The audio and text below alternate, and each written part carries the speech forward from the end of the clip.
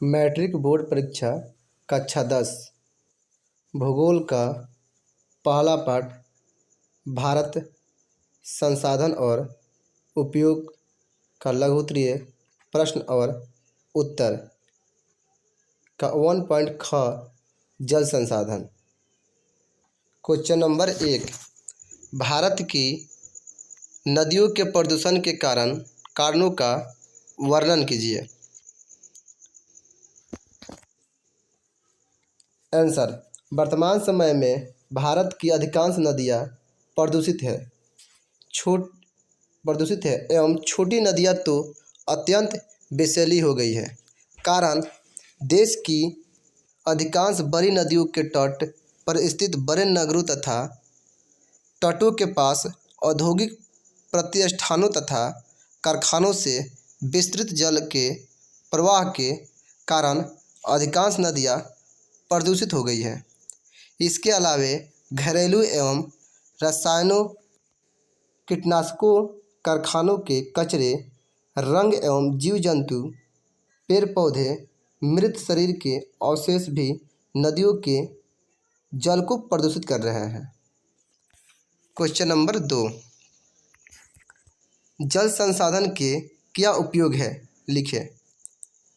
Answer, जल संसाधन का उपयोग पेयजल, घरेलू कार्य, सिंचाई, उद्योग, जन स्वास्थ्य, स्वस्थ जल, जल विद्युत निर्माण, मत्स्य पालन, जल कृषि, पर्यटन विकास, जल कीड़ा, परमाणु संयंत्र, शीतलन, औद्योगिक क्षेत्र में इसका उपयोग होता है। क्वेश्चन नंबर 3, भारत के किन भागों में नदी डेल्टा का विकास हुआ है। आंसर, भारत के पूर्वी तटीय मैदान स्थित महानदी गोदावरी, कृष्णा और कावेरी नदियों द्वारा निर्मित डेल्टा का निर्माण हुआ है। यहाँ की मृदा में पोटास, फास्फोरस और चूना जैसे तत्वों की प्रधानता है। अधिक उपजाऊ होने के कारण गहन कृषि की जाती है। क्वेश्चन नंबर 4, जल संकट क्या है। आंसर, उद्देश्य जनित जल की अनुपलब्धता जल संकट कहलाता है। सूखा जल संकट का ही कारण है। वर्षा में वार्षिक और मौसमी परिवर्तन के कारण जल संसाधन की उपलब्धता के समय और स्थान की विभिन्नता से है। प्रायः जल की कमी, इसके अतिशोषण, अति उपयोग एवं समाज के विविध वर्गों में जल की असमान वितरण से उत्पन्न होती है। किसान खेतों पर अपने निजी कुएं और नलकूप के द्वारा भूमि को संचित कर कृषि उत्पादन को बढ़ा रहे हैं। इससे भूमिगत जल स्तर नीचे हो रहा है, गिर रहा है और जल संकट उत्पन्न हो रहा है। क्वेश्चन नंबर 5, नदी घाटी परियोजनाओं के मुख्य उद्देश्यों को लिखें अथवा नदी घाटी परियोजनाओं के मुख्य उद्देश्य क्या है। आंसर, नदी घाटी परियोजना के प्रमुख उद्देश्य निम्नलिखित हैं। 1 नंबर, सिंचाई और भूमि का वैज्ञानिक उपयोग एवं प्रबंध। 2 नंबर, जल विद्युत शक्ति उत्पादन में वृद्धि और औद्योगिकरण। 3 नंबर, बाढ़ नियंत्रण और बीमारियों की रोकथाम में सहायता। 4 नंबर, मछली फार्मिंग का विकास एवं कृत्रिम झीलों में आमोद प्रमोद के साधन उपलब्ध कराना। 5 नंबर, भूमि कटाव रोककर उसे कृषि योग्य बनाना आदि। क्वेश्चन नंबर 6, वर्षा जल संग्रह वर्षा की खेती से आप क्या समझते हैं? इसके उद्देश्य को लिखिए। आंसर, जल संग्रह वर्षा की खेती का तात्पर्य आर्द्र खेती से है, जो विशेषकर कांप और काली मिट्टी के क्षेत्रों में की जाती है। यहाँ 100 से 200 सेमी वर्षा होती है।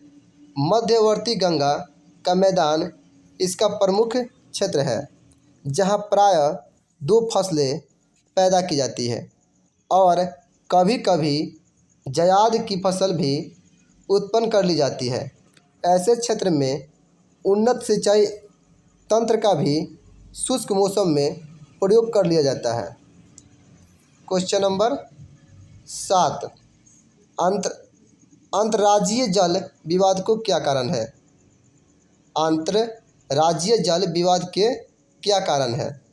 आंसर, अंतर्राज्यीय जल विवाद का मुख्य कारण एक नदी का कई राज्यों से होकर बहना एवं जल बंटवारे को लेकर एक राज्य से दूसरे राज्य में हमेशा टकराहट होती है।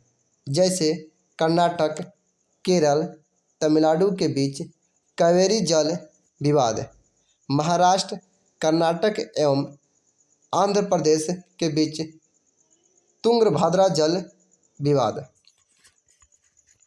क्वेश्चन नंबर 8, हिमालय के 3 मुख्य नदी क्षेत्रों के नाम बताएं। आंसर, सिंधु नदी क्षेत्र, 2 गंगा नदी क्षेत्र, 3 नंबर ब्रह्मपुत्र नदी क्षेत्र।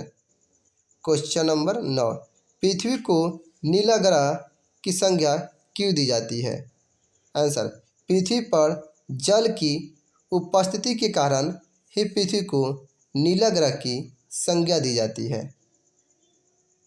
क्वेश्चन नंबर 10, भारत में कुल विद्युत का कितना प्रतिशत जल विद्युत से प्राप्त होता है? आंसर, वर्तमान समय में भारत में कुल विद्युत उत्पादन का लगभग 22% भाग जल विद्युत से प्राप्त होता है। क्वेश्चन नंबर 11, भूमिगत जल किसे कहते हैं? आंसर, वर्षा जल के धरातलीय छिद्रों से रिस कर कठोर शैलीय आवरण पर जमा जल भूमिगत जल कहलाता है। क्वेश्चन नंबर 12, राष्ट्रीय जल नीति को कब स्वीकृत किया गया? आंसर, जल संसाधन के दुर्लभता या संकट निवारण हेतु सरकार ने सितंबर 1987 में राष्ट्रीय जल नीति को स्वीकृत किया। क्वेश्चन नंबर 13, नर्मदा बचाओ आंदोलन क्या है? उत्तर, नर्मदा बचाओ आंदोलन एक और गैर सरकारी संगठन है जो स्थानीय लोगों, किसानों, पर्यावरणवादियों, मानवाधिकार कार्यकर्ताओं को गुजरात के नर्मदा नदी पर सरकार सरोवर बांध के विरोध के लिए प्रेरित करता है। क्वेश्चन नंबर 14, जल एक दुर्लभ संसाधन है कैसे? आंसर, विश्व में उपलब्ध कुल जल का 96.5% भाग महासागरों में खारा पानी के रूप में है, जो पीने योग्य नहीं है। शेष 2.5% जल मीठे पानी के रूप में है। इसका भी मात्रा 30% भाग ही नदियों, तालाबों एवं भूमिगत जल के रूप में है। यही नहीं, इस जल का वितरण भी काफ़ी असमान है एवं प्रदूषित भी होता है जा रहा है। इसलिए जल एक दुर्लभ संसाधन है। क्वेश्चन नंबर 15, कोसी परियोजना का संक्षिप्त विवरण प्रस्तुत करें। आंसर, बिहार की कोसी नदी पर विकसित कोसी परियोजना का मुख्य उद्देश्य बाढ़ नियंत्रण, सिंचाई भूमि संरक्षण, मलेरिया नियंत्रण एवं जल विद्युत उत्पादन करना है। इस परियोजना की कुल विद्युत उत्पादन क्षमता 20,000 मेगावाट है, जिसकी आधी बिजली नेपाल को दी जाती है। इस परियोजना के तहत नेपाल स्थित हनुमान नगर में बराज का निर्माण किया गया है। क्वेश्चन नंबर 16, भारत के असमाप्त होने वाले भौम जल संसाधन का वर्णन कीजिए। आंसर, भारत के असमाप्त होने वाले जल का संसाधन ऐसे संसाधन हैं जिन्हें हम कुओं और नलकूपों की सहायता से प्रयोग में ला सकते हैं।